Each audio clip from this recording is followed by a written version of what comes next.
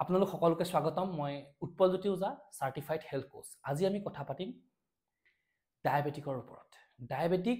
এনেকুৱা এটা lifestyle disease হয় যিটো ইমান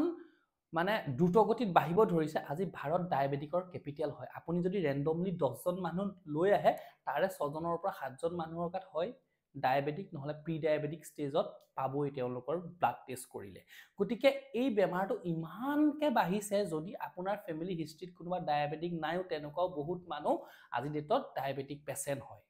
আজি আমি কথা পাতিম ডায়েবেটিক ডেভেলপ হোৱাৰ আগতে আপোনাৰ বডিত কি চিমটমছ হয়, বা ডায়েবেটিক কেনেকৈ হয়, কিয় হয়, আৰু প্ৰথম কি ষ্টেপটো আপোনাৰ বডিয়ে গ্ৰহণ কৰে, বা প্ৰথম ষ্টেজটো কি হয় যিটোৰ পাছত ডায়েবেটিক হয়গে,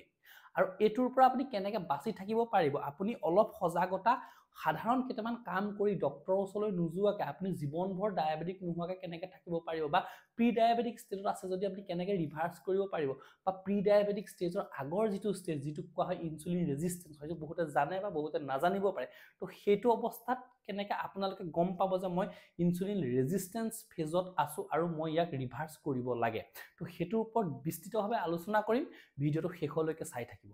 আৰু যদি মোৰ চেনেলটোত আপোনালোক নতুন আহিছে, চেনেলটো ছাবস্ক্ৰাইব কৰিব, আৰু যদি ভিডিঅ'টো ইনফৰ্মেটিভ লাগে আপোনালোকে লাইক কৰিব আৰু শ্বেয়াৰ কৰিব, যাতে আপোনালোকৰ যিজন নিয়েৰ এণ্ড ডিয়েৰ হয়, আপোনালোকৰ ফেমিলি, এই মানুহসকলেও যাতে মোৰ ভিডিঅ'ৰ পৰা সজাগতাটো পায়, এৱাৰনেছটো পায়। তো ব'লক দেৰি নকৰোঁ, ভিডিঅ'টো আৰম্ভ কৰোঁ। এতিয়া আমি কথা পাতিম ডায়েবেটিক কেনেকৈ হয়, কি হয়, আৰু ডায়েবেটিক হ'লে আমাৰ বডিটোত কি ঘটে। প্ৰথম কথা চাওক, ডায়েবেটিক হোৱাৰ আগত আমাৰ বডিটোত কি হয়, ইনচুলিন ৰেজিষ্টেঞ্চ হয়। এতিয়া ইনচুলিন ৰেজিষ্টেঞ্চ কি হয়? আমি যেতিয়া খাদ্য বস্তু খাওঁ, এই খাদ্য বস্তুবিলাক আমাৰ শৰীৰৰ ভিতৰলৈ গৈ ই গ্লুক'জলৈ কনভাৰ্ট হৈ আমাৰ তেজত মিহলি হৈ থাকে, আৰু সেই তেজৰ পৰা গ্লুক'জটো আমাৰ শৰীৰৰ চেলবিলাকৰ ভিতৰলৈ যায়, আৰু তাৰ পাছত মেটাবলাইজ হয়, আমি এনাৰ্জি পাওঁ, চেলবিলাকে এনাৰ্জি পায়, আমাৰ শৰীৰত চলিবলগীয়া কামবিলাক চলি থাকে। কিন্তু কি হয়, যেতিয়া আপোনাৰ ইনচুলিন ৰেজিষ্টেঞ্চ ফেজটো আহে, তেতিয়া প্ৰথম অৱস্থাত কি হয়, আপোনাৰ যিটো তেজত গ্লুক'জ থাকে, সেই গ্লুক'জটো আপোনাৰ চেলৰ ভিতৰলৈ সোমোৱাত বাধা হয়। কেনেকৈ হয়? আপোনাৰ যে তেজত যিখিনি গ্লুক'জ আছে, সেই গ্লুক'জখিনি আপোনাৰ কোষটোৰ ভিতৰত সোমাবৰ কাৰণে এটা বস্তু লাগে, যিটোৰ নাম হয় ইনচুলিন।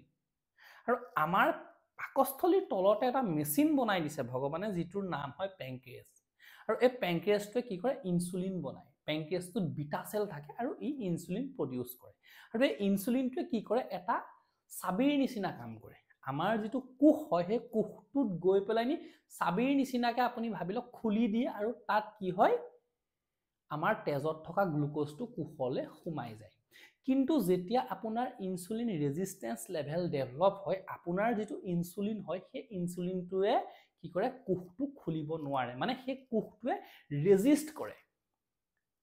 ইনচুলিনটো কাম কৰিব নিদিয়ে, সেই চাবিকাঠিটোৱে প্ৰপাৰ কাম নকৰে। আৰু সেইটো কাৰণে কি হয়, আপোনাৰ তেজত গ্লুক'জটো থাকি যায়, কোষৰ ভিতৰলৈ সোমাব নোৱাৰে, যিটো কাৰণে আপুনি অলপ উইকনেছ ফিল কৰিব পাৰে। আৰু কি হয়, যেতিয়া আপোনাৰ তেজত গ্লুক'জটো বেছিকৈ থাকি যায়, ব্ৰেইনে কি কৰে, আকৌ মেছেজ পঠিয়াই পেংক্ৰিয়াছলৈ, যাতে আৰু ইনচুলিন লাগে, কাৰণ তেজত ইমান গ্লুক'জ আছে। আকৌ পেংক্ৰিয়াছটোৱে কি কৰে, ইনচুলিন প্ৰডিউচ কৰে। এতিয়া কথাটো হ'ল কি, ইনচুলিন যিটো প্ৰডিউচ কৰিছে, সেই ইনচুলিনটো সক্ৰিয় নহয়, সেইটো কাৰণে আকৌ ইনচুলিন প্ৰডিউচ কৰে, কিন্তু কথাটো একেটাই হয়, কি হয়, সেই ইনচুলিনটোৱে কোষটো খুলিব নোৱাৰে। এতিয়া আপোনাৰ কি হৈ গৈছে, আপোনাৰ তেজত ইনচুলিনৰ পৰিমাণটো বেছি হৈয়ে গৈছে, আৰু লগতে কি হৈছে, গ্লুক'জ লেভেলৰটো পৰিমাণটো বাঢ়ি গৈছে, কাৰণ ই কোষলৈ সোমোৱা নাই। আৰু এই অৱস্থাটোকে কোৱা হয় ইনচুলিন ৰেজিষ্টেঞ্চ ফেজ হয়। এইটো সময়ত আপোনাৰ কি হ'ব, গ্লুক'জৰ পৰিমাণ তেজত বৃদ্ধি পাব, ইনচুলিনৰ পৰিমাণ বৃদ্ধি পাই থাকিব। ঠিক সেইদৰে যেতিয়া আপোনাৰ তেজত গ্লুক'জৰ পৰিমাণ বৃদ্ধি পাই থাকিব, পেংক্ৰিয়াছে ইনচুলিন বনাই থাকিব, কিন্তু ইনচুলিনটোৱে কাম নকৰিব, এগেইন কি হ'ব, আপোনাৰ পেংক্ৰিয়াছলৈ মেছেজ গৈ থাকিব যে আৰু ইনচুলিন লাগে তেজৰ গ্লুক'জটো নিউট্ৰেল কৰিবৰ কাৰণে, আৰু পেংক্ৰিয়াছে কি কৰিব, বনাই থাকিব ইনচুলিন। কিন্তু এইটোকে যদি কণ্টিনিউৱাছলি চলি থাকে, আপোনাৰ পেংক্ৰিয়াছটোত ইমান প্ৰেছাৰ পৰে, লাহে লাহে লাহে লাহে পেংক্ৰিয়াছটোৱে কি হয়, সেই ইনচুলিন প্ৰডিউচ কৰিব পৰা ক্ষমতাটো বা সামৰ্থ্যটো কমি আহে, আৰু তাৰ পাছতে আপোনাৰ ডেভেলপ হয় প্ৰি ডায়েবেটিক, আৰু সেইটোৱে অলপ দিনৰ পিছত ডায়েবেটিকলৈ কনভাৰ্ট হয়। এতিয়া এই যিটো ষ্টেজ হয়, ইনসুলিন ৰেজিস্ট্যান্ট স্টেজটো ডেভেলপ হোৱাৰ কেইটামান বিশেষ কাৰণ আমি জানিলো প্ৰথম কথা ওভাৰৱেট বা ওবেসিটি আপোনাৰ যদি ওজন বাঢ়ি আছে আপোনাৰ যদি কমৰৰ সাইজ ডাঙৰ আপোনাৰ পেটটো যদি বেছিকৈ বাঢ়িছে আপুনি জুখতকৈ বেছি শকত তেতিয়া হলে এটো হোৱাৰ আপোনাৰ কাৰণে চান্স থাকে বেছিকৈ যদি আপুনি নিয়মিয়াত আধা ঘণ্টা মান হলো এক্সাৰসাইজ নকৰে তেতিয়া ইনসুলিন ৰেজিস্ট্যান্ট ডেভেলপ হোৱাৰ চান্স থাকে আপোনাৰ যদি হাই ব্লাড প্ৰেছাৰ আছে তেতিয়াও ইনসুলিন ৰেজিস্ট্যান্স হোৱাৰ সম্ভাৱনা বেছি থাকে যদি আপুনি স্মোকিং কৰে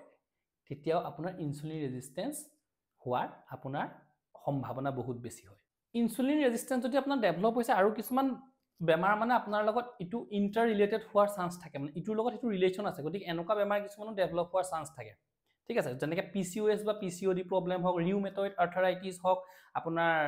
হাৰ্টৰ প্ৰবলেম হওক বা ব্লাড ভেসেল ডিজিজ হওক বা আপোনাৰ কিডনি ৰিলেটেড কিছুমান ডিজিজ হওক তো এইবিলাক বহাৰ চান্স থাকে লগতে লিভাৰৰ প্ৰবলেমটোতো ই ইনক্ৰিজ কৰাত সহায় কৰে মানে আপোনাৰ যদি কিবা লিভাৰ প্ৰবলেম ডেভেলপ হৈছে তেতিয়া হলে এই ইনসুলিন ৰেজিস্ট্যান্সটো আপোনাক সহায় কৰিব তাত মানে আৰু বেছিকৈ ডেভেলপ হ'বৰ কাৰণে আৰু এই যেটো ইনসুলিন ৰেজিস্ট্যান্স ফেজ হয় হে ফেজটো যদি আপুনি ডায়াগন'জ কৰিব পাৰে আপুনি ডায়াবেটিক হোৱাৰ পৰা বাচি থাকিব এটো বহুত ডাঙৰ কথা মানুহে কাৰণ চক এটো যেটো সুগাৰ হয় বা ডায়াবেটিক হয়তো সাইলেন্ট কিলাৰ বুলি কয় আপুনি ইমান তেনেকুৱা একো গম নাপায় হেতু কাৰণে মানুহক মই মেইন এটা অনুৰোধ কৰো কিছুমান মানে বডিটোক কিছুমান ডায়াগন'জ প্ৰতি বছৰে কৰাটো দৰকাৰ হয় প্ৰথম কথা সিম্পটমস কি হ'ব যদি ইনসুলিন ৰেজিস্ট্যান্স ডেভেলপ হয় প্ৰথমতে নৰমালি তেনেকুৱা সিম্পটমস ডেভেলপ নহয় কিন্তু সাইন্টিফিক্যালি সায়েন্সৰ মতে কিছুমান সিম্পটমস যেনেকৈ আপোনাৰ উইকনেস ফিল হ'ব পাৰে আপোনাৰ বডিত কিছুমান জায়গাত ব্ল্যাক স্পট আপুনি দেখিব পাৰে তেতিয়া আপুনি আপোনাৰ ডায়াগন'জ কৰাটো বহুত দৰকাৰ আপুনি ফাস্টিং ব্লাড সুগাৰটো টেষ্ট কৰিব পাৰে বা আপুনি খাই পেলাই নিউ কৰিব পাৰে GTT টেষ্ট কৰিব পাৰে বা আপুনি এটা টেষ্ট পাই যেটো আপোনাৰ 3 মাহৰ আপোনাৰ ব্লাড সুগাৰ লেভেলটো লাষ্ট 90 ডেজত কি আছে হেতু আপোনাক ডায়াগন'জ কৰাত সহায় কৰে যেটো টেষ্টক HbA টেষ্ট বুলি কোৱা হয় এটো কৰি লব পাৰে আৰু বহুত মানুহে টেষ্ট কৰিবলৈ ভয় খায় মই বহুত মানুহ পাও যিসকলে কয় কি এই টেষ্ট নকৰো টেষ্ট কৰিলে ধৰা পৰি যাব কিবা ওলাই যাব তো এটো হল একেবাৰে মানে বেসলেস এটা মানে অদ্ভুত কথা হয় যদি আপোনাৰ এনেকুৱা কিবা ডেভেলপ হৈছে আপুনি যদি আগতীয়াকৈ জানি যায় তাক আপুনি ৰিভাৰ্স কৰি এজন সুস্থ মানুহ হৈ থাকিবলৈ ভাল হয় আৰু যদি হেতুকে আপুনি ভয়ত নকৰি এটা সময়ত বাধ্যত পৰি গৈ কৰে আৰু অলৰেডি আপুনি ডায়াবেটিক হৈ গৈছে তেতিয়া অসুবিধা হ'ব তেতিয়া আপুনি তাক ৰিভাৰ্স কৰিবৰ কাৰণে কষ্ট বেছি হ'ব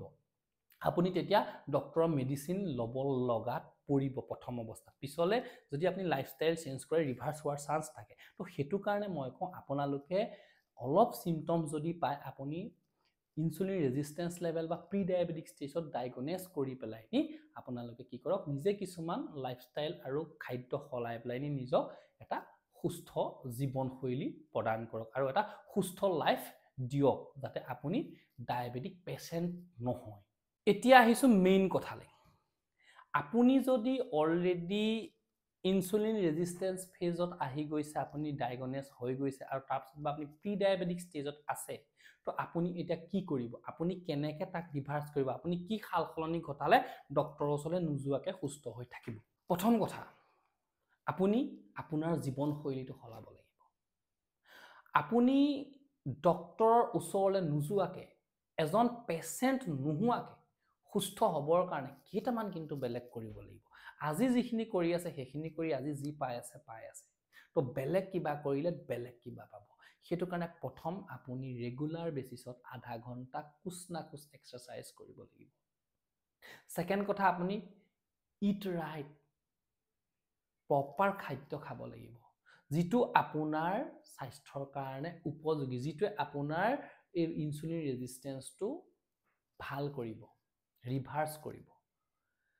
প্ৰথম কথাটো আপুনি আপোনাৰ খাদ্যৰ পৰা যিখিনি সিম্পল কাৰ্বোহাইড্ৰেট হয় সিম্পল কাৰ্বোহাইড্ৰেট বিলাক বাদ দিব লাগিব যেনেকৈ পৰাপক্ষত আমি বেছিকৈ ভাত খাওঁ এই ভাতটোৰ বদলি আমি কি খাব লাগিব কমপ্লেক্স কাৰ্বোহাইড্ৰেট খাব লাগিব এটা সিম্পল কাৰ্বোহাইড্ৰেট হল কি বগা ভাত ধৰি লওক আপোনাৰ বগা যেটো আটা হয় এবিলাক আমি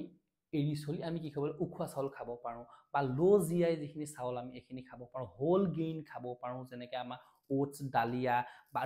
আটা খালা আমি মাল্টিগ্ৰেইন আটা খাব পাৰোঁ তো এইবিলাক আমি খোৱাটো দৰকাৰ আৰু আপুনি আপোনাৰ খাদ্যটো 50% ভেজিটেবল এণ্ড ফ্ৰুইটছ এড কৰিব লাগিব আপুনি দিনটোত যিমানটো পৰিমাণৰ খায় চবৰে পৰিমাণটো বেলেগ বেলেগ হ'ব কিছুমানে ইমানকেইটা খায় কিছুমানে ইমানখিনি খায় আপুনি যিমানে খাওক প্ৰথম কথাটো তাৰ 50% ফ্ৰুইটছ এণ্ড ভেজিটেবল খোৱাটো দৰকাৰ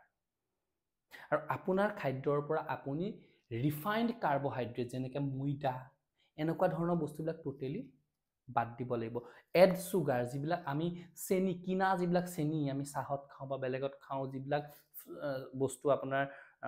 কোল্ড ড্ৰিংকছত দিয়ে বা বিভিন্ন ধৰণৰ পেকেট ফুডবিলাকত দিয়ে এডেড সুগাৰ গতিকে এডেড সুগাৰটো আপুনি এভইড কৰিব লাগিব পেকেট ফুড এভইড কৰিব লাগিব যিখিনি প্ৰচেছ ফুড হয় প্ৰচেছ কৰি থোৱা ফুডখিনি আমি এভইড কৰিব লাগিব আমি নেচাৰেলি ঘৰত পোৱা কি কৰিব লাগিব শাক পাচলি ফল মূল বেছি খাব লাগিব কমপ্লেক্স কাৰ্বহাইড্ৰেট খাব লাগিব প্ৰটিনযুক্ত খাদ্য